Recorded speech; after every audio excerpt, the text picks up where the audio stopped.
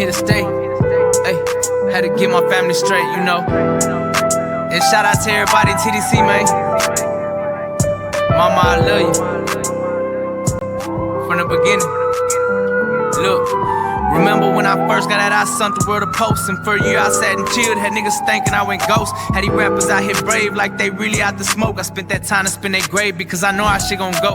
Y'all remember when I first got out, I slept on mama flow. When Lil Roach brought me them J's and homeboy Droopy brought me clothes. Homeboy Twin blessed my game with ends, I couldn't tell him no. You know I tried but he ain't let me and said tap in if you need more. And El Boogie sent me pictures, he ain't forgive me when he left. We was cellies running shit over, I love that hoe to death. Can't forget my nigga low key, love him and respect. Bitch father forgive Lil Chris, he gon' stomp if he gon' step. And you know we killed a celly and he'll where he facing life. I used to rap and have my nigga turn day room with our knife. And we be looking for the smoke, hun, like who tryna get poked. Wish the CO call me a hoe, his bitch ass gon' die tonight. Like run a team, they know what I mean. Holla Triple D, if you know, you know. Boy for all my guys in TDC, did a decade for a murder. Check my body, check my rep. And I was blasting my whole time. And the homeboys will like to tell you that Robbie Cox Casino, Big Flamingo, that my ace. Wanna thank you for a play, you know it's squigging out the gate. Bitch, we used to talk about it and we was locked behind the gate. On the wreck, y'all, with the crowd beating our knuckles out of fucking place. Remember we was rapping. You see, I got it off mama's flow, huh?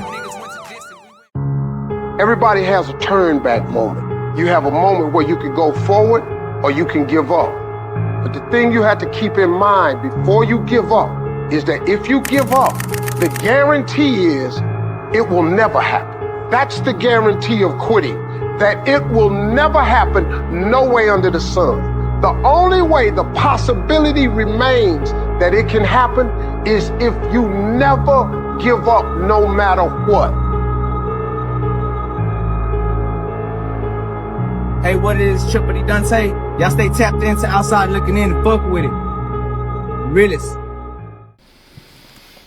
What's up, everybody? It's the homie Spider Goodfella. I am your host, and this is Outside Looking In. And I'm sitting down with the livest out of the city, one of the livest out of the city, the homie Triple D Dante.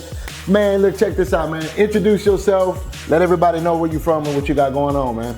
Hey, man, it's Triple D Dante, you know what I'm saying? The realest at a D-time, I'm just saying. Yeah. Let me go ahead and give you a little bit of insight on things. I'm on all streaming platforms. I'm just now starting my career. I'm in the process of getting my music out there so everybody, you know what I'm saying, catch a listen. And I'm at the starting point, so let's go. Y'all follow me. Yeah, for sure, man. So the show is Outside Looking In, and of course, you've been to the penitentiary. How many years did you end up doing in the penitentiary? 11 flat years. What got you sent to a penitentiary? First degree murder. You want to talk about that? Like, what happened? I mean, it was late night, you know what I'm saying? Just out there, just coming home from a block party, and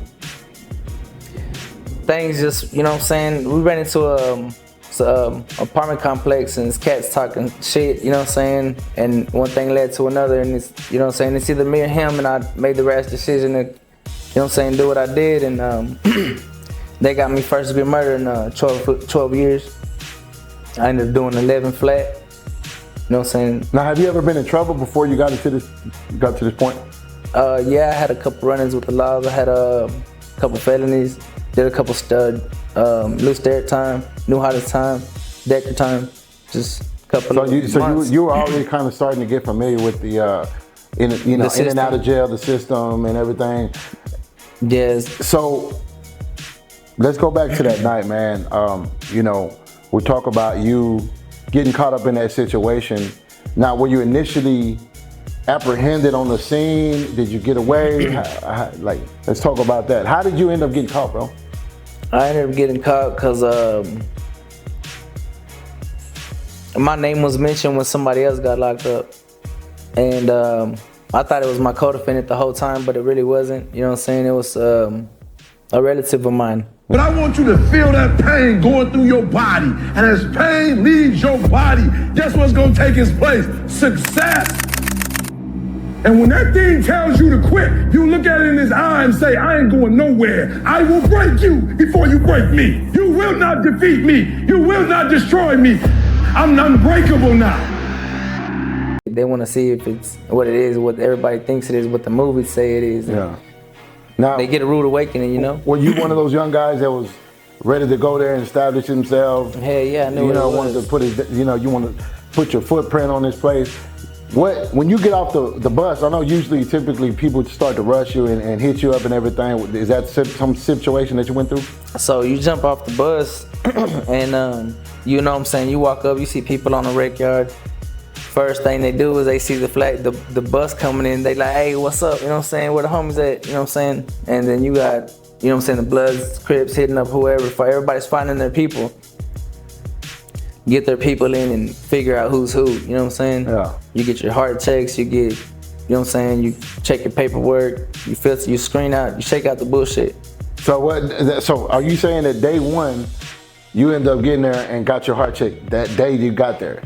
On Smith unit, after I left, the first. No, we're talking about Wallace unit. No, Wallace unit. Yeah, I got there. It was like about 2 days or about a day later. Okay, the only reason I asked that because I've interviewed some people that they say sometimes they gotta wait for the laws to be good. And it just depends on the situation. You have to wait on the card. Yeah. That's what I had. I had to wait on the good card. Yeah. And then I had to fall out of place and they break the door. You know what I'm saying? Hold on. Good card. What does that mean? Good card means like a good law. A law that he'll let you fight. You know what I'm saying? He'll let your business. Tattoo. He'll let men be men. You know what I'm saying? Yeah. Not so much of a cop. Not so much of a police. He let people running people, you know what I'm saying? Okay, I get that. Man, it's a new term. I learn something new every day. So you get there, day one, you looking for D-Town. Did you find any D-Town in there? Yeah, straight off the bus. Any Dallas homeboys? Yeah, straight off the bus. Yeah. Who was the first homeboy that approached you or from Dallas that you know? Wallace, I want to say it was Money Mike, for sure. But it was another homeboy, I forgot what his name was, but he called Money Mike because he's like, where you from? Like, he's Dallas. He's like, oh yeah, look out, Money Mike, come holler at my nigga. You know what I'm saying? Yeah. Money Mike pull up on him. He's like, what's up, nigga? Where you from?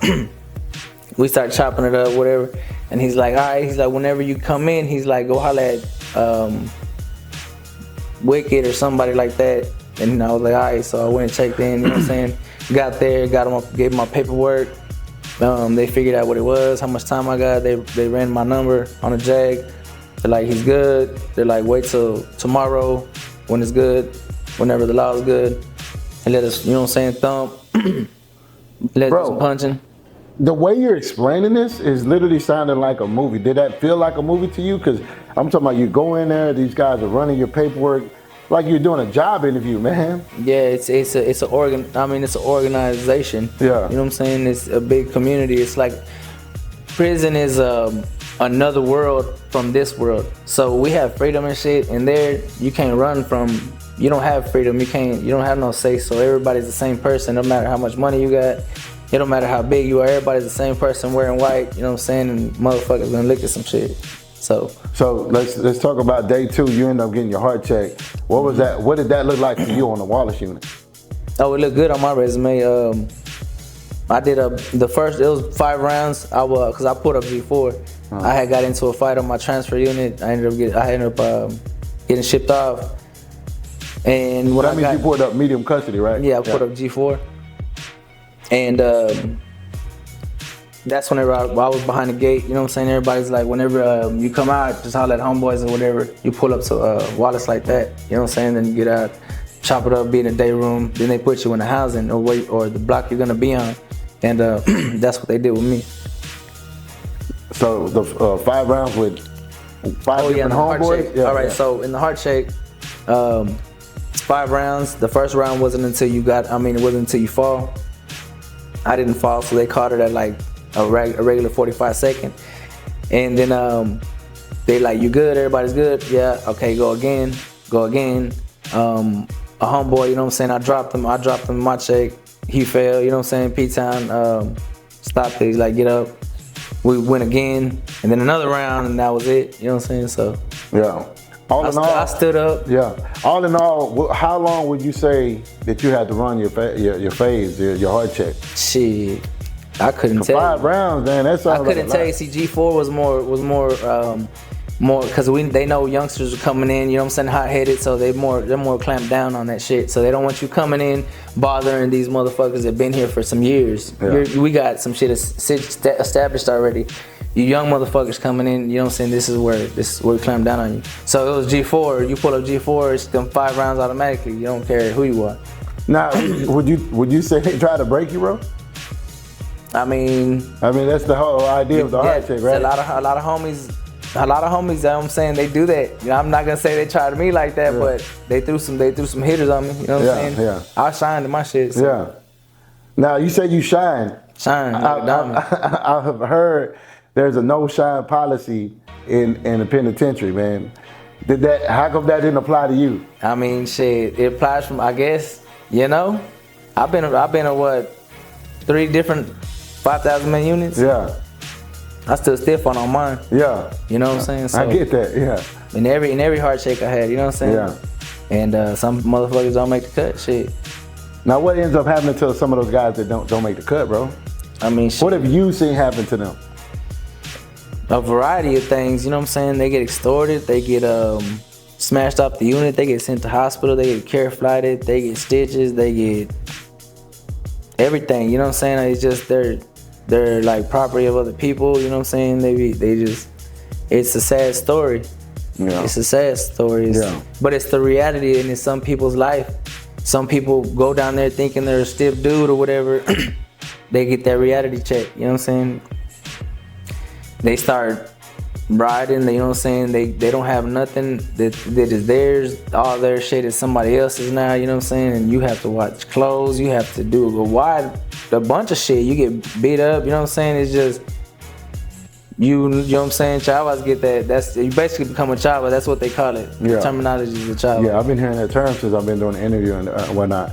But for those who don't know, a chava is like somebody that, like, as soon as you pull up, if you break, nigga, everything is this yours is mine now. You know what I'm saying? So you don't have no store. You make store. That shit's mine. You can't eat nothing but what I give you. You're gonna sit on that bench all day. When I need my shoes clean, I'll leave them out there and you'll clean them and put them under my door. You know what I'm saying? Things like that. How often would you see men break and become chavas, bro? Yeah, it was like kind of often. It was kind of often, but just, yeah, I mean, I didn't pay attention to it. Dude, so let me ask you this. I hear a lot of homeboys talk about chavas and whatnot.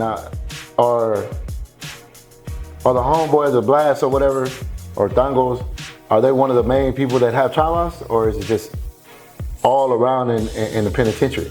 It's all around. Yeah. It's all around. Some of it's game. You know what I'm saying? It's amongst everybody. You know what I'm saying? Cause you be like, oh, that's my hood nigga, so y'all don't fuck with him. But really, he's just paying me. You know what I'm saying? But it's because everybody fears me. They favor me, so they're gonna leave you alone, even though they know you're a bitch. But when he's gone, that's the finessing they talk about. That's the game that I'm talking about. Yeah. So it's a lot of that. It's a lot of manipulation going on. Yeah. And motherfuckers fall into it. You know what I'm saying? So, what did the aftermath? It's not for the weak-minded. You know what I'm saying? What did the aftermath for you look like after your heart check, bro? That first heart check. Oh shit, I was banged up. Yeah. I had 2 black eyes. I wasn't cut. I just had like a couple knots. Now, would you say you were banged up enough to where, because I've heard people say that, you know, they don't go to child, you ain't supposed to go to child. Nah, I didn't go to child. Yeah. I couldn't go to child. You kind of got to stay back or whatever. Yeah, I had to eat in the cell, shit. Motherfuckers through that store up on his door. They're like, damn, bitch, you shine, huh? They're like, nigga, I almost love you already. So, man, now your homeboy, would you say the environment or did the ambiance change and how you were being treated and how you were being addressed on the unit prior to when you got there?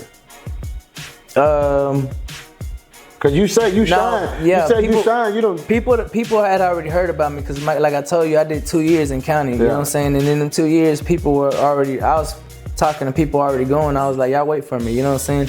So it's like whenever I hit a unit, people already, oh, Dante's here. You know what I'm saying? Yeah. It was like that. Like I said, prison is a little world. You can't run from nothing. You know what I'm saying? If you check out, you check out. If you don't, you don't. You know what I'm saying? And there's nothing you can hide. There's nothing nobody can hide. Yeah, for sure, man. So you end up blasting, man. During your time while you were there, did you have any kind of conflict within your organization? Yeah, I had a few. Let's talk about that, man. What are some of the things that you had to do? Because I know penitentiary got a lot of rules, especially you being G4, it gets more strict, I can imagine, right? Yeah. What are some of the things that got people smashed out or that, you know, provoked you to get to that point where you probably had to smash somebody out? You smashed somebody out before, right? Yeah, I smashed that. A homie pulling up, you know what I'm saying? What I transfer, he was one of the reasons why I got shit, you know what I'm saying? Because we made him catch up, you know what I'm saying? And I was like, nobody with the sex case is gonna be a homie, you know what I'm saying? That's understood already, you know what I'm saying? And he felt some type of way, and he said people cut for him, so it's okay for him to be a homie. I'm like, nah, that ain't nothing. Burn off, he burnt off. And then I back door, and I started talking shit about sex offenders, and some dude from West Texas, or you know what I'm saying, he's from Amarillo or somewhere out of there. He's not a part of West Texas. But he's like, man, you know what I'm saying, there's chomos here and there, and I'm like, man, I ain't got, what the fuck, who is you? I ain't even talking to you, nigga. I'm throwing this shit in the air. What the fuck is you catching slug for? So I ended up banging him up, and that's the whole reason why I got shit from my transfer to Wallace unit. You know what I'm saying? G4, because I caught that case for fighting, and they sent me that. Now, so the guy the guy from West Texas, right? He ended up back on the unit that you end up at? Cleaning tables, and then he pulls in with another homie off chain, homeboy Cuba. Cuba went to go get his eyes checked, and he's like, I got a homie here, you know what I'm saying? Whatever. And he's like, and he tried to shake my hand, and I'm like, nigga, I left him hanging, you know what I'm saying? I'm like, that ain't a homie. I'm like, I'm finna holler at you in a minute. So they went to chow hall, you know what I'm saying? They went and got their plate when they were sit down. And he's like, what's up? I'm like, this nigga's not a homie. I made him catch out the last unit. And he's like, I go, watch, check it out. Turn around, I'm like, hey, look at homie. I'm like, so you're not finna be a homie here, you know what I'm saying? So keep that out your mouth, you know what I'm saying? He goes, nah, the homie at the transfer says, I'm good, I get a pass. I go, fuck that nigga. I said, and fuck you, nigga, you know what I'm saying? Keep the blast out your mouth, nigga. That's not gonna happen here. And he's like, nah, that's fucked up. And I'm like, I go, and bitch, you caught out, nigga. So, you know what I'm saying? So, fuck what you talking about. And he's like, nah, you're lying. I'm like, bitch, I'm lying. The law's like, hey, get back, because we're already having a heated discussion. The law's like, get back. I'm like, all right. So, I stood back. And at this time, I'm already hot. You know what I'm saying? I want to beat the shit out of him. And the law's backed up, whatever. And he gets up, I go, bitch, tell me I'm lying, nigga, I made you catch out. And he's like, you lying? He went like that with his trade. I fucking started beating the shit out that nigga, you know what I'm saying? But anyways, he ended up catching out. He told him that he couldn't live there because he already had this situation with me, and then now he's here again, now he done beat me up, and you know what I'm saying? So they moved him. And did you end up catching the case for that? No, I didn't catch the case for that, but I did get a I didn't get no free world case. I got a case like in prison type of case. Kind of like a disciplinary case? It's a fighting case, you know what I'm saying? Got G4. At that time I was in Pop City, but I got G4 again. Okay. So behind that. Yeah. And so you said, you were talking about, you know, the SOs and everything, and was this guy ever really an SO? Or he was. Oh, he was, okay. Because as soon as I banged him up, he went to, he had just came off the bus, you know what I'm saying? Yeah. So all his bags are still right there where everybody's at. So when I banged him up, homeboy Cuba went back and started, you know what I'm saying, snatched the shit out and was like checking, you know, not saying checking, but just let's see what it is. And he forced himself on the murder. When all hell is breaking loose in your life, you got to take a stand. You got to stand up against all the negativity that's consuming you and surrounding you. And you got to create a new reality for yourself. You've got to fight for a different outcome for you and your dreams. Man, so you guys end up riding with the Bloods.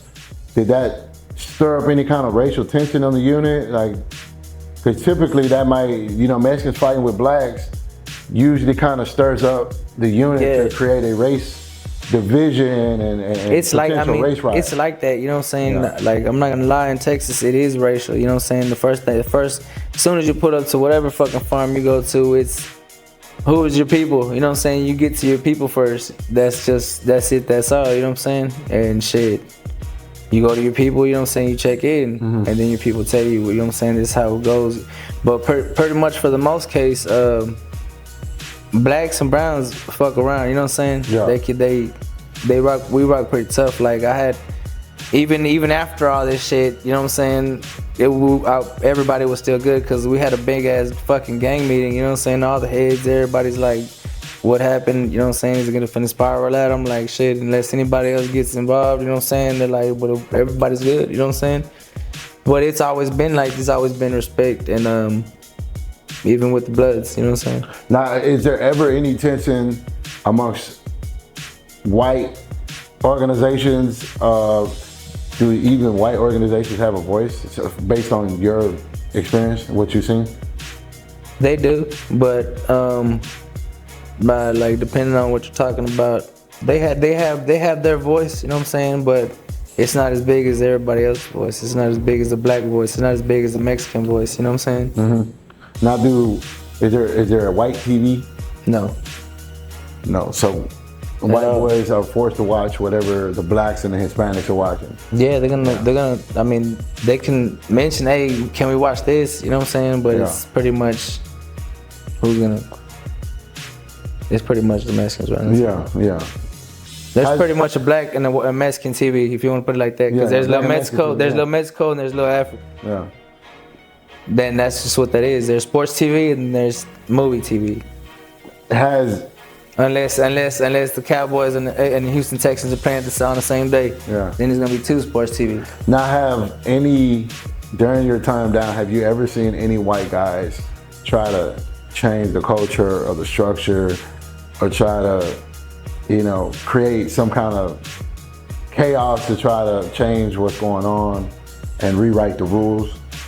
Nah, I never seen that. I mean, I've seen them stud up. You know what I'm saying? I've met some stiff white. You know what I'm saying? Yeah. Some good white dudes. You know what I'm saying? Do they end up being like creating their own white gang, or do they end up riding with? Nah, there's pretty. It's you either. I'm talking about the stiff ones. You're talking about the ones that'll get out there and fight. You know what I'm saying? Nah, they you know what I'm saying? The stiff ones are gonna be like the ones that are with the Crips, the ones that are with the Bloods, the ones that are, you know what I'm saying, calling shots for AB, AC, you know what I'm saying? Motherfuckers tight or something. Yeah. Not just a youngin' off the street or nobody like that. It's usually a lot of old timers. Yeah, it's pretty much somebody that's already in the game. Yeah. Been exposed to the penitentiary and all that. No, that lifestyle. What about benches? I mean, I know you talked about earlier that the Mexican Mafia had a bench because the blacks gave them a bench or whatever. Do whites have benches? On some units they had their table, but on other units they didn't have shit. Yeah, because I've heard people say, man, they've done time where white boys had to sit on the floor. Yeah. Is that something that you got to see? Yeah. Yeah. Cause like for instance, on our raid there wasn't there was the whites, you know what I'm saying, but they said where the solos set, you know what I'm saying? And solos is pretty much, they just sit wherever they can ask to sit, you know what I'm saying? They're like, hey, Bloods, can I sit on y'all's bench? Or hey, Crips, can I sit on y'all's bench? Or hey, Blast, can I sit on y'all's table or sit on your bench or the TV and y'all not out here? I'm like, yeah, y'all go ahead, you know what I'm saying? They can sit down, or anybody, a Solano can sit down, white, black, Mexican sit down, you know what I'm saying? Other than that, but when we come out, these 3 tables are getting cleared out. These 3 benches are getting cleared out. I don't care if we're not even sitting on them. You know what I'm saying? That's just how it is. Given that, I've always heard that, Texas prison staff, very racist. Yeah. How do they respond to how they see the white inmates being treated in there?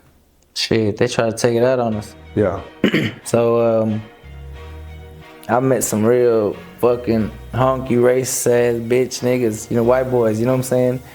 And they were wardens, they were fucking lieutenants, and they got the row out on motherfuckers. They pull niggas out in the middle of the night, beat the shit out of them, you know what I'm saying? Send them back to the cell, and only because he had a cell phone that he let him keep. You know what I'm saying? He's like, oh, you wanna keep a cell phone? You wanna do this shit on my time? Make me look bad? Okay, I got you.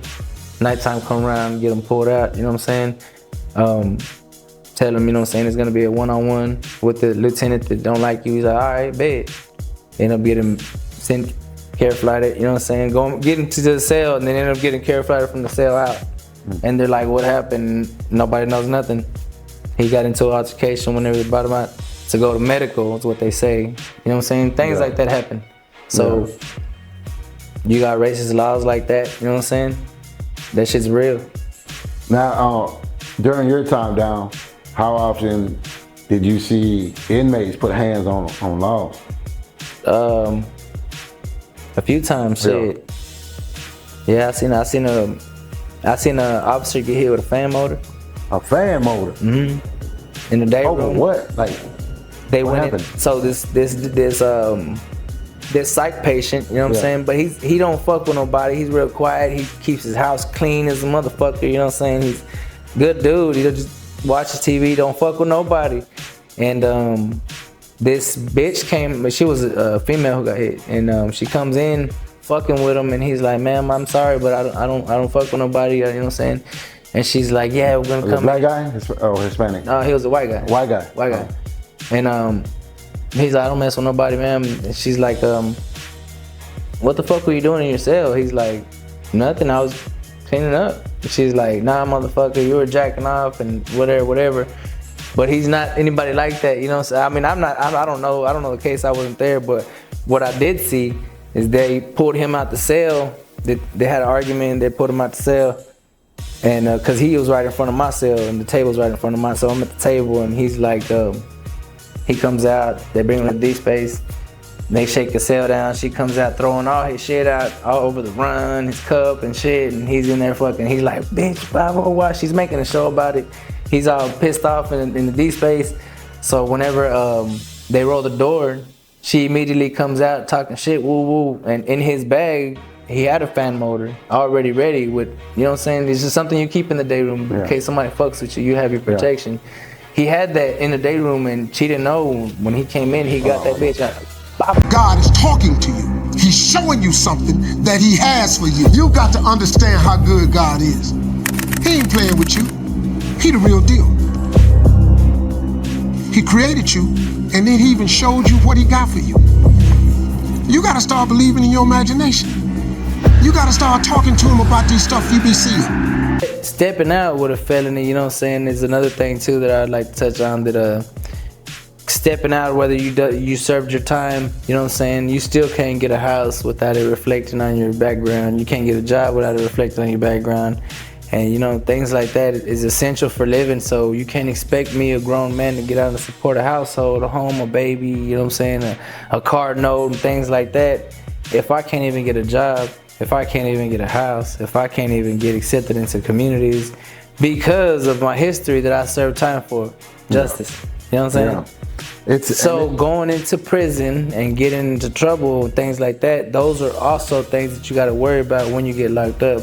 You catch a felony, you're not going to be able to get on food stamps because you got a drug charge. You're not going to be able to go into school zones because you got a drug charge. You're not going to be able to get a household because you got a drug charge, because you got a home invasion on your murder case, whatever you got on your case, on who you are, you know what I'm saying? Those things reflect on your credit. Those things reflect on your life, your living, your way of living, your livelihood. Yeah, your livelihood. Most definitely, man. I've been talking to several people about this for a while, man. You know, we have discrimination laws. You know, federal laws against discrimination based on race, age, ethnicity, gender, you know, all these things, religion, sexual orientation, everything. And I feel, honestly, I think that they need to also include people who have been convicted of felonies. Yeah, incarceration. Yeah, because especially people that's gone to do their time, you know what I'm saying? Yeah. Like, if you paid your dues to society, if the judge gave you a sentence, you meant that, you finished it, you're successful, you know what I'm saying? You should be allowed to be a functioning member of society again, right? And that's not, you know, applying for a job and then your background comes up and then you're denied for a job that'll probably change your life. But it's also things that happened years ago. Cause like I did, like with my case, for instance, I got a murder case, you know what I'm saying? It happened 11 years ago. I served my time for it, you know what I'm saying? But I still can't get a job because they're like, hey, you 11 years ago messed up, so that means you now is still no good for getting this house. Even though you got a job, even though you got a family and things like that, you look so good, you're healthy, you know what I'm saying, you're not doing nothing bad to anybody, but you can't get this house because 11 years ago you made a mistake. Yeah, there's definitely social prejudice against people who are victims to the felonies, man. So that's something that I relate with, and it's irritating and frustrating. You know, when society wants us, or the justice system wants us to come out here and be law-abiding citizens, functioning members of societies, but sometimes you can't get an appointment. You can't live in certain areas. You can't, you get denied for this job, that job. And then, I mean, let's be honest. That railroads us to be what is considered criminals. Because if you don't have a job, if you don't have money, if you don't have a place to stay, you're gonna be literally loitering around the streets. Literally loitering around the streets, which is automatically a crime. So right now, if you have nothing, you're a criminal. In America, you know what I'm saying? Yeah. So you're loitering around businesses, you're loitering on the sidewalk. It might be a public place, but you know what? These people that live here, they're complaining about you being here all the time. So now it's becoming a problem. You're loitering again. You're loitering now. So you gotta move around.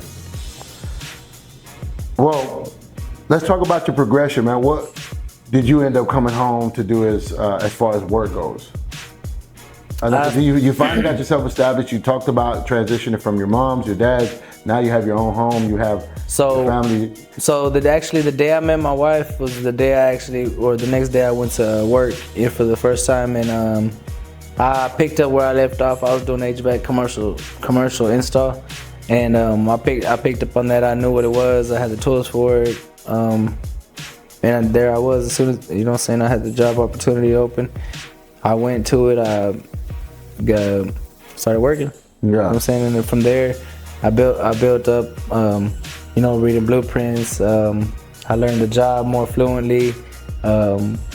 My experience got a little better. My skills got better. How I conducted myself was a lot better than most. So, and then I'm bilingual, so they kind of took to me like he knows what he's doing. Yeah, for sure, man. Getting along with everybody. It's always a step up, man, when you're working on job sites and both languages.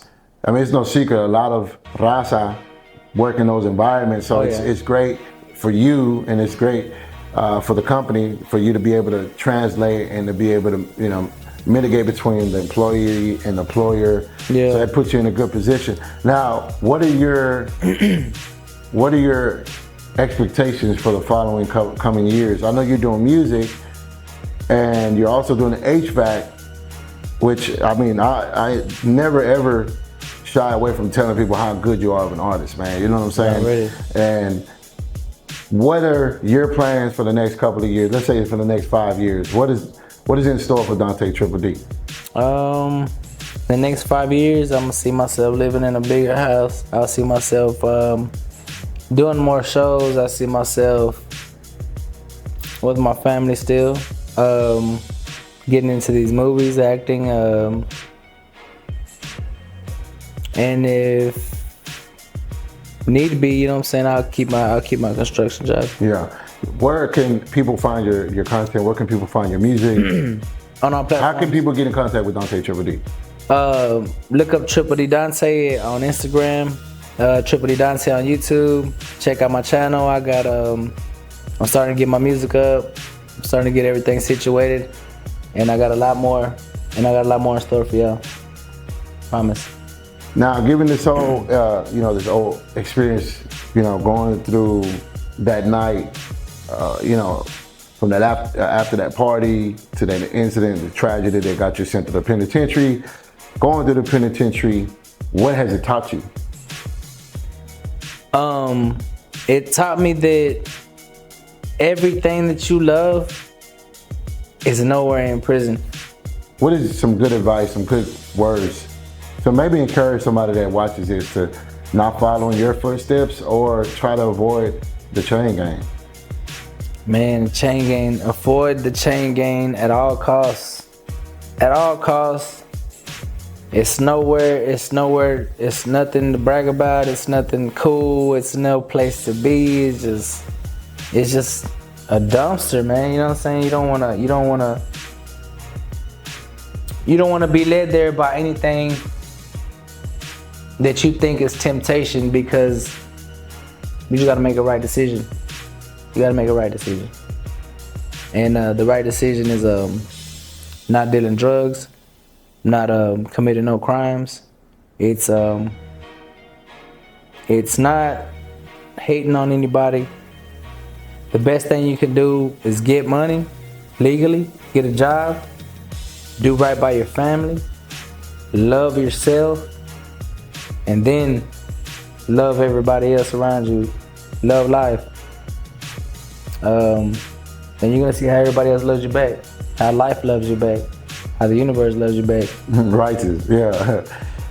So, is there anybody specifically that you want to thank throughout the journey, or thank for helping you since you've been home? Oh yeah. Oh, I like to thank God first. You know what I'm saying? Mm-hmm. Gotta give it to Him. My mom, my father, my wife, my son, Julian. You know what I'm saying? My boy, Spotted Goodfella. Mm-hmm. You know. And a few other names, you know what I'm saying? People that ain't never coming home. The numerous homeboys that I run across, you know what I'm saying? Do you have any homeboys that you want to highlight or give a big shout out to? Because they're gonna end up watching this. Yeah. Shout out my nigga Galindo, motherfucking D-Town Joker. Shout out Isaac Munoz, motherfucking shout out King Joker. Shout out. You know what I'm saying? There's just a bunch of names running through my head. I just can't say them all at one time. It's too many. Yeah. It's too many. But shout out all the homies, you know what I'm saying? All the D-Town, H-Town photos, ATX and West Texas. A real nigga stand up, you know what I'm saying? Really, man. Well, shoot, I appreciate your time, man. This is Outside Looking In. The man, the myth, the legend in the flesh, Triple D Dante. Make sure y'all tap in, check him out on YouTube, check him out on Spotify, Apple Music, Amazon Music, all that above. And yeah, man, y'all make sure y'all like, subscribe, check out the content, repost, man. This channel can only grow if you, the viewer, share the content, man. So show some love. If you also want to receive an interview, if you want to tell your story, tap in either with me or the homie West Dino, man. Outside Looking In, let's go.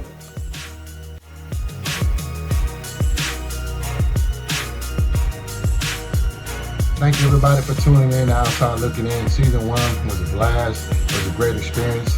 Now if you guys are just tuning into the channel, just subscribe. Outside Looking In is a small platform where we sit down and talk to men who've been to the penitentiary and have, by the grace of God, rehabilitated. This is a great opportunity for people to learn from their experiences, to not go and crash out and do the same thing, man. Look after yourself, look after your people, keep God first, and stay tuned for season 2. Let's go.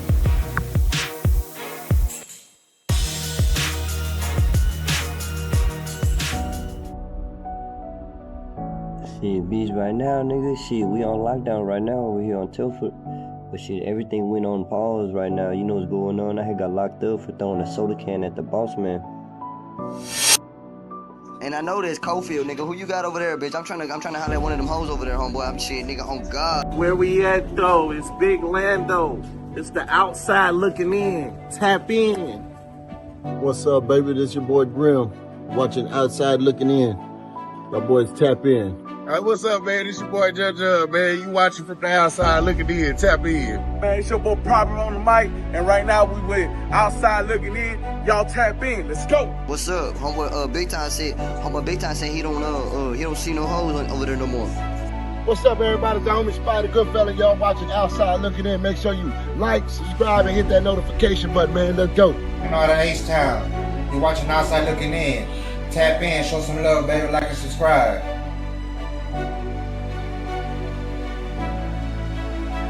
What's up with it, man? It's your boy Bull, man. You watching Outside Looking In. As you can see, man. It's your boy Easy the Pro. Y'all watching Outside Looking In. Y'all tap in, man. Hey, what's the deal, y'all? It's the one and only Enosa coming through one time for that Outside Looking In. Hey, make sure y'all tap in for sure. Hey, this is Miguel. You watching Outside Looking In? Stay tapped in, man. Hey, what's up, Les? Hey, homeboy, just letting you know, homeboy, some nigga got killed over here on Telford, homeboy. Some homeboy named Retro out of H-Town. Hey, what's up, man? It's your boy West Dino. Y'all watching Outside Looking In. Make sure you like, subscribe, and make sure you tap in. What's up, everybody? It's your boy Max. This is Outside Looking In. Stay tapped in. It's your boy CEO, aka El Musa. You are now tapped into Outside Looking In. So tap in. Yeah. Hey, what's going on, everybody? I'm Chewy. You're watching Outside Looking In. Tap in. Hey, what it is, Triple Dante? Y'all stay tapped into Outside Looking In and fuck with it. Realist. Bitch ass hoe, I know you ain't reject my call, nigga. Punch you in the face, hoe ass nigga. Answer my shit. What's up, bitch? I let